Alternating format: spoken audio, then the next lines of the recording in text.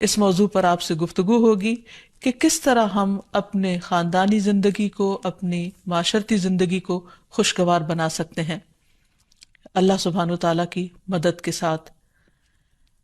کوشش اپنی جگہ، لیکن ہر کوشش اس وقت فائدہ مند ہو جاتی ہے جب انسان اس کے ساتھ ساتھ اللہ تعالیٰ سے دعا کرتا ہے۔ حدیث میں آتا ہے کہ اللہ سبحانہ وتعالیٰ کے نزدیک دعا سے زیادہ معزز اور کوئی چیز نہیں، یعنی سب سے زیادہ اللہ تعالیٰ جس چیز کو بندے کی ویلیو کرتے ہیں وہ دعا مانگنا ہے۔ اسی طرح ایک اور حدیث میں آتا ہے کہ دعا کرنا افضل عبادت ہے، یعنی انسان جب اللہ تعالیٰ کے آگے ہاتھ پھیلاتا ہے، اپنے دل کی پکار اپنے رب کو سناتا ہے، تو دراصل وہ عبادت کی حالت میں ہوتا ہے اور ایک افضل عبادت کر رہا ہوتا ہے۔ اس لیے کثرت کے ساتھ دعائیں کرتے رہنا چاہیے، لیکن یاد رہے کہ دعا کرنے سے پہلے اللہ سبحانہ وتعالیٰ کی تعریف ضرور کی جائے۔ اس سلسلے میں تعریف کے بے شمار کلمات ہمیں احادیث کی کتابوں میں ملتے ہیں۔ انہی میں سے ایک آتا ہے کہ آپ صلی اللہ علیہ وسلم سے سوال کیا گیا کہ کون سا کلام افضل ہے؟ آپ نے فرمایا جو اللہ نے اپنے فرشتوں اور اپنے بندوں کے لیے چنا، اور وہ ہے سبحان اللہ و بحمدہ، سبحان اللہ و بحمدہ۔ یعنی جب انسان دعا کرنا چاہے تو اس سے پہلے کچھ مرتبہ جتنا اس کا دل چاہے اللہ تعالیٰ کی تسبیح اور حمد و ثنا بیان کرے، اور بار بار تکرار کے ساتھ کہتا رہے سبحان اللہ و بحمدہ، اس کے بعد درود شریف پڑھے جتنی دیر پڑھنا چاہے، اور پھر اس کے بعد اپنی حاجت اللہ سبحانہ وتعالیٰ کے سامنے رکھے تو انشاءاللہ اس کی پریشانی دور ہوگی۔ جہاں تک گھریلو پریشانیوں کا تعلق ہے تو اس میں ہم دیکھتے ہیں کہ ہر گھر کے اندر کوئی نہ کوئی چیز ایسی ہو جاتی ہے کہ جس سے باہمی تعلقات میں بدمزگی پیدا ہو جاتی ہے۔ بعض افراد کی طبیعت میں غصہ زیادہ ہوتا ہے، بعض لوگ جھگڑالو ہوتے ہیں، بعض لوگ شکی مزاج کے ہوتے ہیں، بعض لوگوں کو اونچا بولنے کی عادت ہوتی ہے، بعض لوگ دوسروں کو مختلف باتوں پر زج کرتے رہتے ہیں، بعض لوگ اپنی ذمہ داریوں کو ٹھیک سے نہیں نبھاتے۔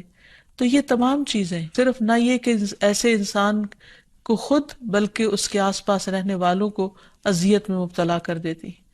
اب اس میں انسان بعضوں کو سمجھانے سے بھی کام لیتا ہے، دوسروں سے بھی مدد لیتا ہے، لیکن پھر بھی مسئلہ حل نہیں ہوتا۔ تو صحابہ کرام تو اپنی جوتی کا تسمہ بھی ٹوٹ جاتا تو اللہ سبحانہ تعالیٰ سے مانگتے تھے۔ تو اگر گھر کے اندر کسی قسم کی ناچاکی یا پریشانی ہے تو اس سلسلے میں بھی ہمیں اللہ تعالیٰ کی طرف رجوع کرنا چاہیے، اور پھر اس کے ساتھ ساتھ دوسرے کو جو مشکل پیدا کر رہا ہے سمجھانا بھی چاہیے۔ جہاں تک لڑائی جھگڑے کا تعلق ہے تو اسے منافقت کی علامت بتایا گیا۔ آپ صلی اللہ علیہ وسلم نے فرمایا کہ منافق کی 4 علامتیں ہیں، ان میں سے ایک بات کرے تو جھوٹ بولے، وعدہ خلافی کرے، امانت میں خیانت کرے، اور جب وہ جھگڑا کرے تو گالی دے، یعنی جھگڑتا بھی ہے اور گالی بھی دیتا ہے۔ نبی صلی اللہ علیہ وسلم نے یہ بھی فرمایا کہ اللہ کو سب سے زیادہ ناپسند آدمی وہ ہے جو بہت جھگڑالو ہے، یعنی اللہ تعالیٰ ایسے شخص سے محبت نہیں کرتے۔ اس لیے اگر آپ کسی سے بات کر رہے ہو تو اس کی بات توجہ سے سن لے۔ چھوٹی چھوٹی باتوں پر جھگڑنا اور دوسرے کے ساتھ بد اخلاقی سے پیش آنا یہ درست نہیں۔ پھر اسی طرح مومن جو ہے وہ کبھی بد اخلاق نہیں ہوتا، اور بد اخلاقی پھر منافقت کی علامت ہے۔ رسول اللہ صلی اللہ علیہ وسلم نے فرمایا تمہارے یہ نسب نامے کسی کے لیے گالی کا سبب نہیں ہے، تم سب آدم کی اولاد ہو، ایک دوسرے کے قریب ہو، دین یا عمل صالح کے علاوہ کسی وجہ سے کسی کو کسی پر کوئی فضیلت نہیں۔ آدمی کے برا ہونے کے لیے یہی کافی ہے کہ وہ فحش گو ہو، بد کلام ہو، بخیل ہو اور بزدل ہو۔ پھر اسی طرح آپس میں محبتوں کا نہ ہونا، بہن بھائیوں میں ناچاکی یا شوہر بیوی میں ناچاکی یا والدین کے ساتھ محبت کا نہ ہونا، یہ ایک طرح سے اللہ تعالیٰ کی طرف سے ایک آزمائش بھی ہو سکتی ہے اور ایک عذاب بھی ہو سکتا ہے۔ مومن تو محبت کرنے والا ہوتا ہے، اور اس شخص میں کوئی خیر نہیں جو محبت کرتا نہیں اور لوگ اس سے محبت نہیں کرتے، اور لوگوں میں سب سے زیادہ بہترین انسان وہ ہے جو لوگوں کے لیے فائدہ مند ہوتا ہے۔ تو اس لیے بہت ضروری ہے کہ خاندان کے اندر باہم محبت پائی جائے۔ گھریلو زندگی خوبصورت ہو جاتی ہے اگر آپس میں ایک دوسرے سے پیار، محبت اور ہمدردی کے جذبات پائے جاتے ہیں۔ پھر اسی طرح بعض اوقات گھریلو زندگی میں بدگمانیاں بہت تکلیف دیتی ہیں، یا گھر کے کچھ افراد سنی سنائی باتوں پر یقین کرتے ہوئے دوسروں کے خلاف بدگمانی پال لیتے ہیں، تو اس سے بھی پرہیز کرنے کی ضرورت ہے۔ اسی طرح گھریلو پریشانیوں میں گھر کا تنگ ہونا بھی ایک عذاب کی شکل ہے۔ اس لیے نبی صلی اللہ علیہ وسلم نے ہر وضو کرنے کے بعد جو دعا سکھائی، اس میں خاص طور پر یہ دعا آتی ہے کہ اے اللہ میرے گھر میں وسعت پیدا کر دے، یعنی ایک تو دلوں میں وسعت ہو، اور دوسرا یہ ہے کہ جگہ بھی کشادہ ہو۔ رسول اللہ صلی اللہ علیہ وسلم نے فرمایا 3 چیزیں بدبختی میں سے ہیں: عورت جب تو اسے دیکھے تو وہ تجھ کو بری لگے اور وہ تجھ پر اپنی زبان چلائے، اور اگر تو اس سے غائب ہو تو وہ اپنے نفس کی اور تیرے مال کی حفاظت نہ کرے۔ دوسرے، مریل سواری کہ اگر تو اسے مارے اور چلائے تو تجھ کو تھکا دے، اور اگر اسے چھوڑ دے تو تجھے جلد تیرے ساتھیوں تک نہ پہنچائے، اور ایسا گھر جو تنگ اور کم سہولتوں والا ہو۔ تو اس لیے اگر انسان ایسی کسی تکلیف میں مبتلا ہے تو اس کا حل بھی یہی ہے کہ کوشش کے ساتھ ساتھ انسان دعا کرے۔ اسی طرح خرچ میں کمی، وسائل میں کمی، مال میں کمی، یہ تمام چیزیں بھی عموماً گھروں کے اندر جھگڑے پیدا کر دیتی ہیں۔ کھانے پینے کی قلت، بنیادی ضروریات کا پورا نہ ہونا، تو ایسی صورت میں بھی انسان اللہ تعالیٰ کی طرف رجوع کرے، اور اس کے لیے ساتھ ہی کوشش بھی ضروری ہے۔ کوشش میں سب سے پہلے تو یہ کہ انسان لڑائی جھگڑا چھوڑے، صبر و ضبط کی عادت ڈالے، برداشت اور تحمل کی عادت اپنے اندر پیدا کرے، اپنے اخلاق کو بہتر بنائے۔ ایک حدیث کے مطابق اللہ سبحانہ و تعالیٰ جب کسی گھرانے پر خیر و برکت نازل فرمانا چاہتے ہیں تو اس گھر والوں کے اندر نرمی پیدا کر دیتے ہیں، اور ایک اور حدیث میں یہ بھی آتا ہے کہ جو نرمی سے محروم کر دیا گیا وہ ہر خیر و بلائی سے محروم کر دیا گیا۔ تو اس لیے گھر کے ہر فرد کو اپنے اپنے رویے پر غور کرتے ہوئے اپنے اخلاق کی اصلاح کرنے کی ضرورت ہے، اور دوسروں سے توقعات زیادہ رکھنے کی بجائے اپنا طرز عمل اچھا کرنے کی ضرورت ہے۔ اور گھر والوں کے ساتھ بہترین ہونا نبی صلی اللہ علیہ وسلم کی سنت ہے۔ آپ نے فرمایا تم میں سے بہتر وہ ہے جو اپنے گھر والوں کے لیے بہتر ہو، اور میں تم سب کی نسبت اپنے گھر والوں کے حق میں اچھا ہوں۔ یعنی آپ نے اپنی مثال دی کہ میں سب سے اچھا سلوک اپنے گھر والوں سے کرتا ہوں، تو تمہیں بھی اگر اچھا بننا ہے تو ایسا ہی کرنا ہوگا۔ پھر اسی طرح گھر والوں کو زیادہ سے زیادہ فائدہ پہنچانا۔ حسن بصری سے مروی ہے کہ اللہ تعالیٰ کے نزدیک پسندیدہ بندے وہ ہیں جو اپنے اہل و عیال کو سب سے زیادہ نفع دینے والے ہیں۔ پھر اسی طرح پیار و محبت سے رہنا۔ اگر لڑائی جھگڑا ہو بھی جائے یا کوئی غلط فہمی پیدا بھی ہو جائے تو اس وقت خاموشی اختیار کر لینا، مناسب وقت کا انتظار کر کے اس غلط فہمی کو دور کرنا ضروری ہے۔ پھر اسی طرح اللہ سبحانہ وتعالیٰ نے گھریلو زندگی کو خوشگوار بنانے کے لیے جو بہترین ہدایت ہمیں قرآن مجید میں دی ہے وہ ہے عفو و درگزر سے کام لینا۔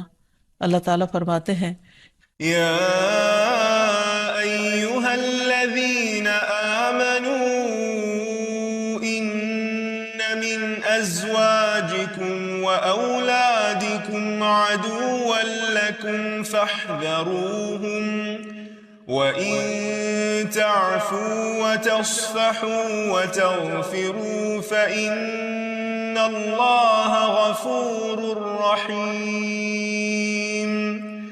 إِنَّمَا أَمْوَالُكُمْ وَأَوْلَادُكُمْ فِتْنَةٌ وَاللَّهُ عِندَهُ أَجْرٌ عَظِيمٌ۔ اے لوگو جو ایمان لائے ہو، بے شک تمہاری بیویوں اور تمہارے بچوں میں سے بعض تمہارے دشمن ہیں، سو ان سے ہوشیار رہو، اور اگر تم معاف کرو اور درگزر کرو اور بخش دو تو بے شک اللہ بے حد بخشنے والا نہایت رحم فرمانے والا ہے۔ تمہارے مال اور تمہاری اولاد تو محض ایک آزمائش ہے، اور جو اللہ ہے اسی کے پاس بہت بڑا اجر ہے۔ یعنی انسان کو بعض اوقات اپنی ہی بیوی یا بیوی کو اپنے ہی شوہر سے، اور بعض اوقات اپنے ہی بچوں سے یا اپنے ہی والدین سے دشمنی کا اندیشہ ہو سکتا ہے، اور وہ ایک دوسرے کے لیے مصیبت اور بلا ہو سکتے ہیں، لیکن ایسی صورت میں بھی انسان کا گزارا نہیں ہو سکتا جب تک ایک دوسرے کو معاف نہ کرے. زندگی کی گاڑی نہیں چل سکتی جب تک انسان دوسروں کے قصور اور غلطیاں ان سے درگزر نہ کرے، کیونکہ ہر انسان کبھی غصے کی وجہ سے، کبھی جہالت کی وجہ سے، کبھی جلد بازی کی وجہ سے، کبھی لوگوں کے اکسانے پر اپنے پیاروں کے ساتھ زیادتیاں کر جاتا ہے. تو ایسی صورت میں انسان اگر چاہتا ہے کہ اس کی زندگی خوشگوار ہو تو اسے معاف کرتے رہنا چاہیے. نبی صلی اللہ علیہ وسلم کے اخلاق کے بارے میں جب پوچھا گیا تو حضرت عائشہ کہتی ہیں کہ آپ طعن و تشنیع کرنے والے نہ تھے، یعنی طعنے نہیں دیتے تھے، یعنی اگر کسی سے غلطی ہو جاتی تو اسے بار بار یاد نہیں کراتے تھے، فحش کام نہیں کرتے تھے، بازاروں میں چیخنے والے اور برائی کا بدلہ برائی سے دینے والے نہ تھے، بلکہ معاف کرنے والے اور درگزر کرنے والے تھے. اور حقیقت یہ ہے کہ جو جس کے جتنا قریب ہوتا ہے، جیسے گھر والے ہیں، اس کی غلطیاں اور اس کی کمزوریاں زیادہ سامنے آتی ہیں اور پھر وہ ریپیٹڈلی سامنے آتی ہیں، بار بار سامنے آتی ہیں. تو ایسی صورت میں معاف کرنا بھی مشکل لگتا ہے، لیکن پھر بھی معاف کیے بغیر گزارا نہیں. پھر اسی طرح یہ ہے کہ انسان اگر ہمیشہ دوسروں کا حق ادا کرنے کی فکر کرے تو اس سے بھی بہت سے جھگڑے ختم ہو جاتے ہیں. شوہر اگر بیوی کو حق دینے والا ہو، بیوی خوشی سے شوہر کا حق دینے والی ہو، بہن بھائی ایک دوسرے کے اوپر قربانی کرنے والے ہوں، ایثار کرنے والے ہوں، تو ایسی صورت میں گھر کا ماحول بہت خوشگوار ہو سکتا ہے. عورت کے بارے میں فرمایا نبی صلی اللہ علیہ وسلم نے کہ عورت اس وقت تک ایمان کی حلاوت نہیں پا سکتی جب تک کہ وہ اپنے شوہر کا حق ادا نہیں کرتی. اسی طرح شوہر کے لیے نبی صلی اللہ علیہ وسلم کا یہ اسوہ حسنہ بہترین ہے کہ آپ صلی اللہ علیہ وسلم اپنے گھر ہوتے ہوئے اپنے گھر والوں کے کام کاج میں ہاتھ بٹایا کرتے تھے، ان کی خدمت کیا کرتے تھے. جب نماز کا وقت ہوتا تو فوراً نماز کے لیے تشریف لے جاتے. آپ اپنے چھوٹے چھوٹے کام خود کر لیا کرتے تھے. یعنی اس سے بھی یہ پتہ چلتا ہے کہ خوشگوار گھریلو تعلقات میں دوسرے پر بوجھ نہ بننا ایک بہت اہم نکتہ ہے، کیونکہ اگر ہر انسان اپنی ذمہ داری خود لے لے تو دوسروں کے لیے وہ خوشگوار ہو جاتا ہے. پھر اسی طرح گھر والوں کو اگر کوئی غم، تکلیف یا پریشانی ہو تو اس موقع پر اپنے اختلافات کو بھول کر ان کی مدد کرنا، ان کی کیئر کرنا اور ان کی دلجوئی کرنا، یہ بھی بہت ضروری ہے. اور حتی الوسع گھر کا ماحول خوشگوار رکھنا چاہیے، ایک دوسرے کا احساس کرتے ہوئے اور ایک دوسرے کے کاموں میں عیب نہ نکالتے ہوئے اور ایک دوسرے کو اپریشیٹ کرتے ہوئے، ایک دوسرے کی اچھی خوبیوں کو اور اچھی باتوں کو کی تعریف کرتے ہوئے، اور اسی طرح بعض اوقات اپنی خواہشات کو پیچھے کرتے ہوئے. کیونکہ اگر ہر انسان یہ چاہے کہ زندگی اس کے مطابق، کیونکہ اگر ہر انسان یہ چاہتا ہو کہ ہر کام گھر میں اس کی مرضی کے مطابق ہو تو یہ ممکن نہیں. بہت سے گھروں میں ساس بہو کا جھگڑا کس بنا پر ہوتا ہے، یا آپس میں قریبی رشتوں کا جھگڑا اور فتنہ فساد کس وجہ سے ہوتا ہے؟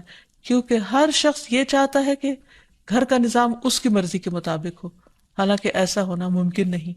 تو اس لیے ہر انسان کو اپنی رائے بھی دینی چاہیے، لیکن دوسروں کی رائے کا بھی احترام کرنا چاہیے. اپنی ضرورت بھی پوری کرنی چاہیے، لیکن اس کے ساتھ ساتھ دوسروں کی ضروریات کا بھی خیال کرنا چاہیے. پھر اسی طرح بہت سے معاملات میں قناعت اختیار کرنی چاہیے، کیونکہ یہ زندگی بذات خود ایک امتحان ہے اور اصل عیش و عشرت کی جگہ جنت ہے، دنیا نہیں، یا دنیا کا گھر نہیں.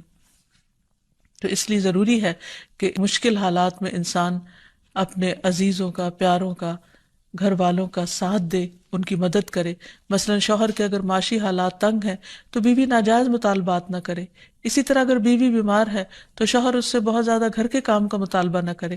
تو ایک دوسرے کے حالات کی رعایت کرتے ہوئے اگر انسان ایک دوسرے سے توقعات رکھے تو اس سے بھی حالات بہت خوشگوار ہو سکتے ہیں. اور پھر یہ کہ ہمیشہ دوسروں کی چھوٹی چھوٹی ایفرٹ پر ان کے لیے شکر گزاری کے جذبات ہونے چاہیے. مثلاً اگر کوئی آپ کو گھر میں پانی پلا دے تو آپ اس پر بھی شکریہ بولیں. ہم عام طور پر اگر گھر سے باہر کہیں ہوتے ہیں اور کوئی ہمارے ساتھ تھوڑے سا بھی احسان کا معاملہ کرے تو ہم اس کے احسان کو مانتے ہیں، لیکن گھر والوں کا احسان ماننا ایک مشکل کام لگتا ہے. تو اس لیے اگر ہم چاہتے ہیں کہ گھریلو زندگی خوشگوار ہو تو اس میں گھر والوں کے احسان کو بھی ماننا ضروری ہے. اور پھر چھوٹی چھوٹی اذیتوں کو بہت مینشن نہیں کرنا چاہیے، ان کا ذکر نہیں کرنا چاہیے، ان پر صبر کرنا چاہیے. تو جو شخص شکر اور صبر سے کام لیتا ہے اس کی زندگی لازماً خوشگوار ہوتی ہے. لیکن اس کے باوجود بھی اگر گھریلو زندگی میں تنگی ہو، تکلیف ہو، آپس کی ناچاکی ہو، دشمنی ہو، پریشانی ہو، بہت بے چینی ہو، تو پھر اللہ سبحانہ وتعالی ہی کی طرف رجوع کرنا چاہیے، کیونکہ قرآن مجید میں آتا ہے وَإِن يُرِدْكَ بِخَيْرٍ فَلَا رَادَّ لِفَضْلِهِ يُصِيبُ بِهِ مَن يَشَاءُ مِنْ عِبَادِهِ وَهُوَ الْغَفُورُ الرَّحِيمُ۔ اور اگر اللہ تجھ سے کوئی بھلائی کرنا چاہے تو کوئی اسے ٹالنے والا نہیں، وہ اپنے بندوں میں سے جسے چاہے فضل سے نوازتا ہے، اور وہ بخشنے والا اور رحم کرنے والا ہے۔ تو اس لیے چھوٹی چھوٹی تکلیفوں پر بھی فوراً اللہ کا ذکر، اللہ کی یاد، اللہ کی تسبیح انسان کے دل کو سکون بخش دے۔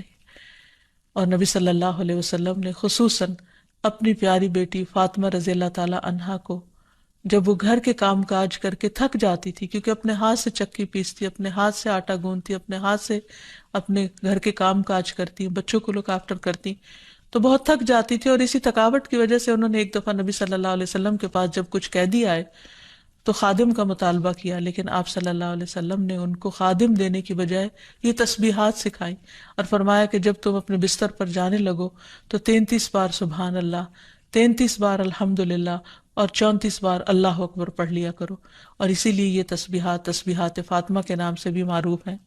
تو رات کو خاص طور پر بستر پر لیٹ کر یہ تسبیحات ضرور پڑھ لینی چاہیے، کیونکہ یہ گھریلو کام کاج کی تھکاوٹ کا بہترین علاج ہے اور خادم کی جگہ کفایت کرنے والی دعائیں ہیں۔ پھر اسی طرح گھر میں وسعت اور کشادگی کی دعا، اللہم اغفر لی ذنبی ووسع لی فی داری وبارک لی فی رزقی، اے اللہ میرے گناہ معاف کر دے، میرے گھر میں وسعت پیدا کر دے اور میرے رزق میں برکت عطا کر دے۔ پھر اسی طرح چھوٹی چھوٹی پریشانیوں کے سلسلے میں، مثلاً بچے کو چوٹ لگ گئی یا اچانک کسی وبائی مرض کا کوئی شکار ہو گیا، تو علاج معالجے کے ساتھ ساتھ دعا کرنا ضروری ہے۔ مثلاً گھر والوں میں سے اچانک کسی کو کوئی ایسی بیماری آ گئی، کوئی سٹروک ہو گیا یا ہارٹ اٹیک ہو گیا، تو سارے گھر والے پینک ہو جاتے ہیں۔ ایسی صورت میں پریشانی کا صرف اظہار کرتے رہنے سے اور غمگین رہنے سے مریض کی مدد نہیں کی جا سکتی، تو اس موقع پر اللہ تعالیٰ سے دعا کرنی چاہیے۔ اور ایک بہت خوبصورت دعا جو نبی صلی اللہ علیہ وسلم نے حضرت اسماء بنت